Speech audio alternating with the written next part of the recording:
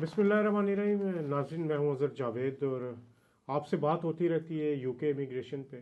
हम बताते हैं कि यहाँ क्या क्या अपॉर्चुनिटीज़ हैं और उस हवाले से आपका काफ़ी इंटरेस्ट भी होता है।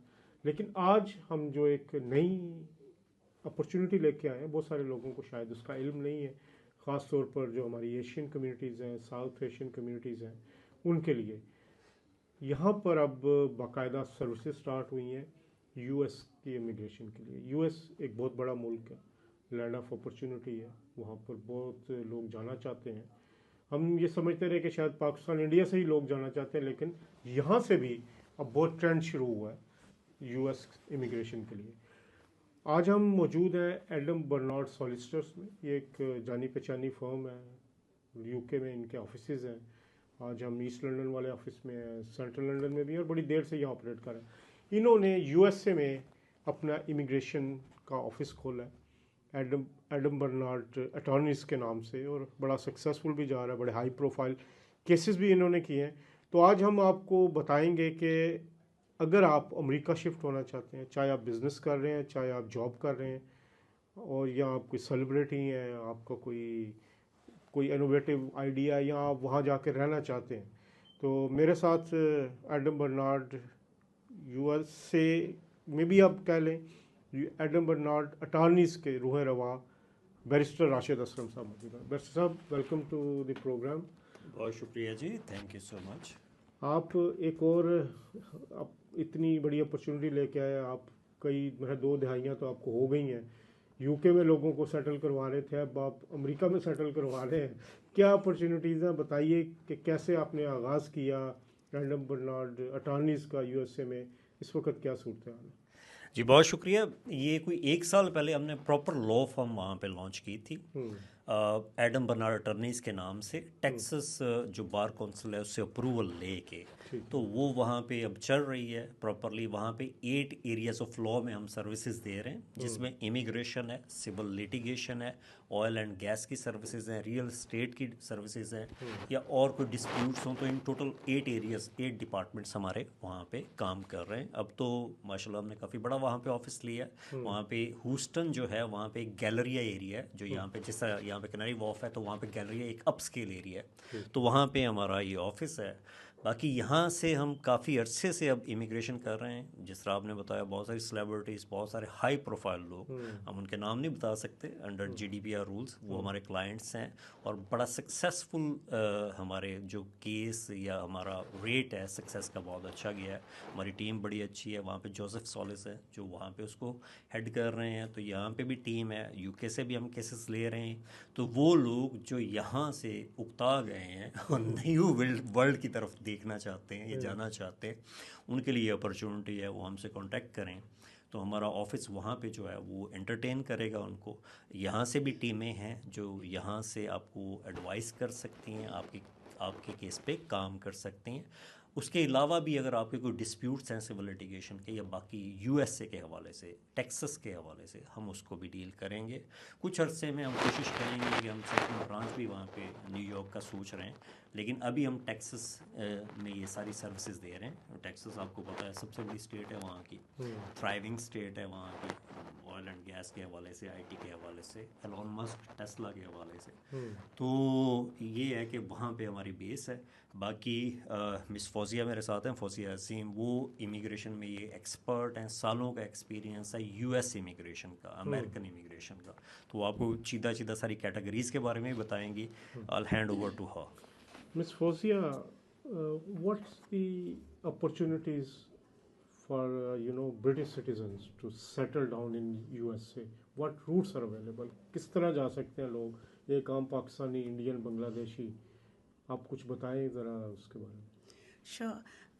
पहले I would like to introduce myself. मेरा नाम है फौजिया अजीम and I work here as a US immigration consultant for the last 1 year now. तो मैं जब से फर्म यहाँ पे जब से ये डिपार्टमेंट स्टार्ट हुई, इमिग्रेशन डिपार्टमेंट, तो I've been working here in a very pivotal role, working close to my managers. So it's been an amazing experience so far.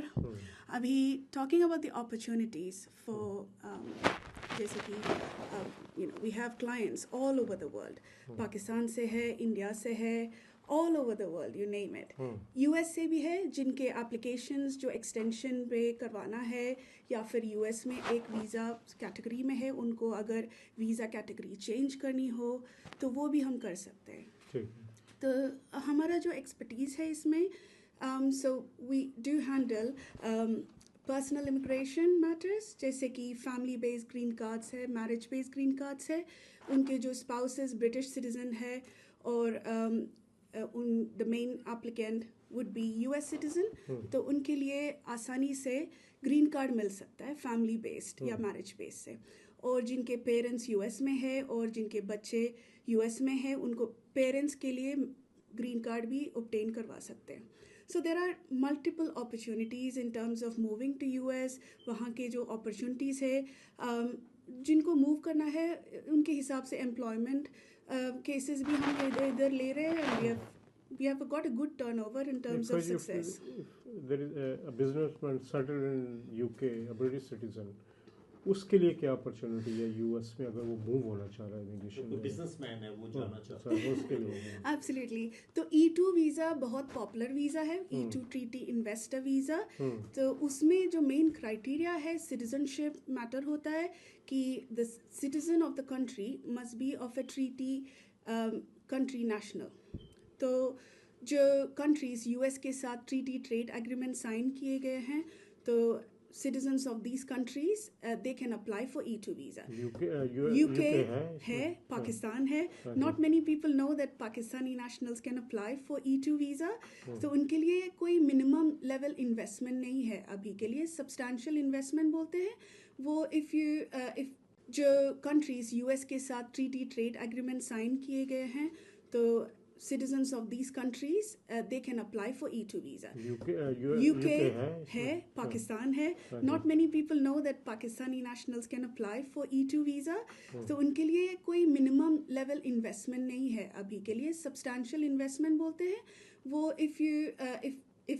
if you require this visa, हम consultation कराते हैं और assessment भी। कितनी investment चाहिए? जो ऐसे सेट क्राइटेरिया नहीं है इन्वेस्टमेंट के हिसाब से, 3 lakh, it depends on the capital of the business. Okay. So अगर बिजनेस का कैपिटल X अमाउंट है और Y अमाउंट है टोटल इन्वेस्टमेंट, तो वो प्रोपोर्शनैलिटी मैटर करता है। वो हमारे एक्सपर्ट टीम है इधर, we will do the analysis and give the result. कितना टाइम लगता है इस वीज़ा के प्रोसेस? तो that is the best feature of this visa. ज़्यादा टाइम नहीं लगता है और कॉन्सुलर प्रोसेसिंग होता है।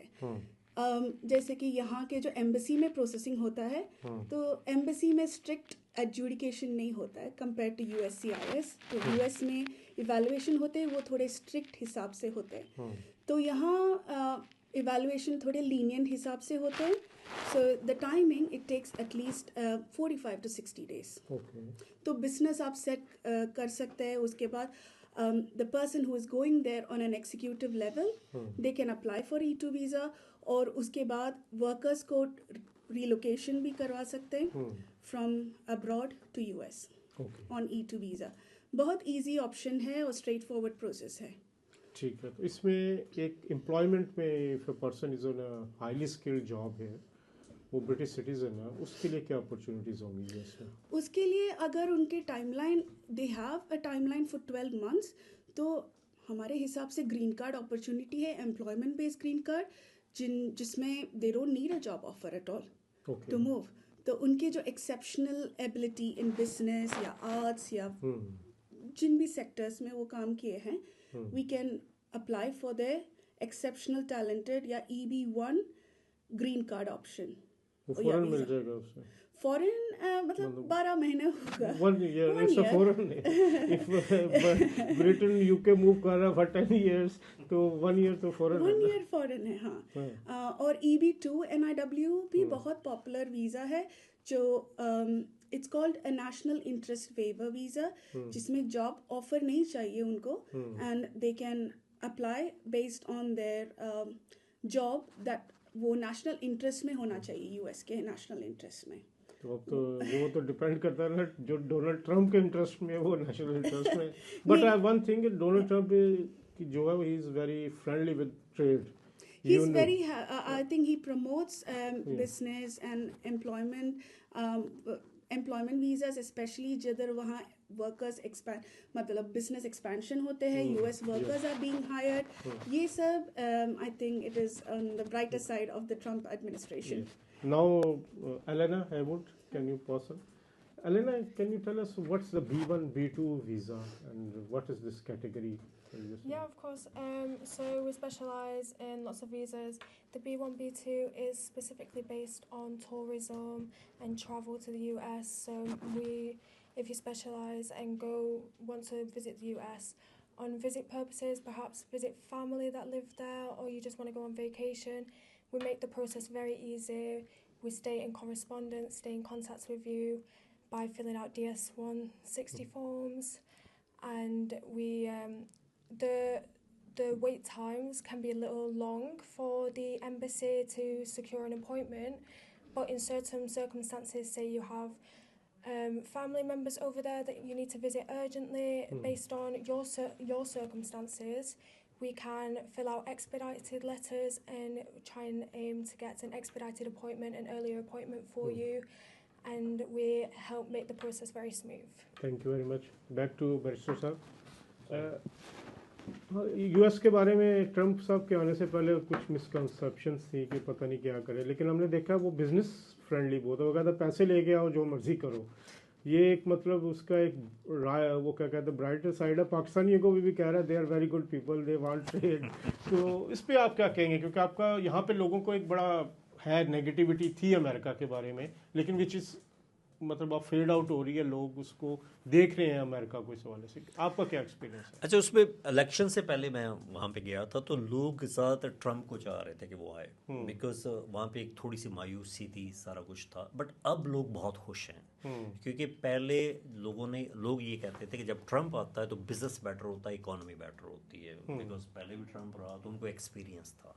तो अब भी मैंने देखा है कि people are really happy over there, economy better कर रही है, उसके इंडिकेटर्स बेटर हो रहे हैं डे बाय डे.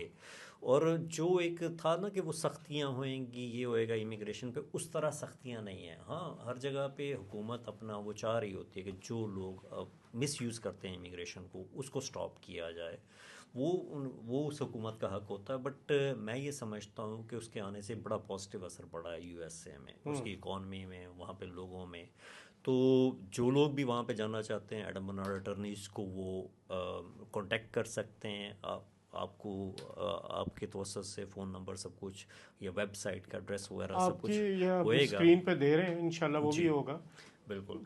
और बाकी ये है कि वो एक न्यू वर्ल्ड है, वो जो कहते हैं लैंड ऑफ अपॉर्चुनिटी या American dream, that's a true thing, कि वहाँ पे मिलियनर्स बड़े बनते हैं, हर साल नए मिलियनर्स बनते हैं. तो ये एक अच्छा है कि अगर वो लोग जो अपनी स्किल्स को वहाँ पे आजमाना चाहते हैं, वहाँ पे शिफ्ट होना चाहते हैं, तो एडम बर्नार्ड अटर्नीज के ज़रिए अप्लाई कर सकते हैं. आप भी उधर, आपने भी बिजनेस शुरू किया है वहाँ पे? जी, मेरा भी लाइसेंस वहाँ पे हो गया टेक्सास बार का. तो आपका एक्सपीरियंस कैसा रहा, क्योंकि आप यहाँ पे बहुत अरसा गुजारा और आपसे बात होती रहती थी, आप बड़ी देर से लगे हुए थे कि अमेरिका जाना है, तो अब नहीं, हमारा ये था कि वहाँ पे फर्म खोलनी है, law firm, proper law firm खोलनी है, वो एजेंटों वाला हाल नहीं करना. तो हमारा बड़ा सक्सेसफुल वहाँ पे रहा. हमने पहले एक छोटा ऑफिस लिया था, अब तो काफ़ी बड़ा, एक बड़े फेमस, जिस तरह मैंने कहा, जो गैलरी है वहाँ पे हमने ऑफिस लिया हुआ 10th फ्लोर पे, वो बड़ा अच्छा जा रहा है. गुड, एक आप कह लें कि बहुत शुक्रिया बैरिस्टर साहब, हमने बड़ी डिटेल से बात की.